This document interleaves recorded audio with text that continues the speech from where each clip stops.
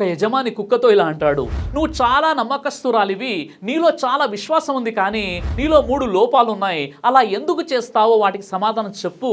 అందులో మొదటిది, నువ్వు ఎప్పుడు యూరిన్ గోడల మీద ఎందుకు పోస్తావు? 2, నువ్వు బిచ్చగాడిని చూడగానే ఎందుకు అరుస్తావు?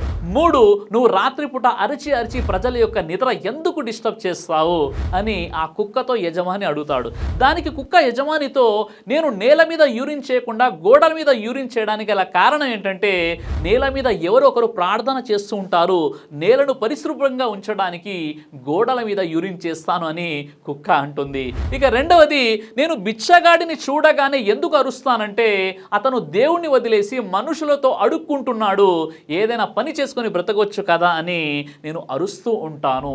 ఇక మూడవది, రాత్రిపూట ఎందుకు అరుస్తుంటానంటే, పాపాలు చేసిన మనిషి నిద్రలేచి నీ పాపాల గురించి ఆ దేవుడి ముందు పశ్చాత్తాపం పడుతూ ప్రార్థించు, ఎప్పుడు నిద్రపోతూనే ఉంటావా అని నేను నిద్ర లేపడానికి అరుస్తూ ఉంటానని ఆ కుక్క అంటుంది.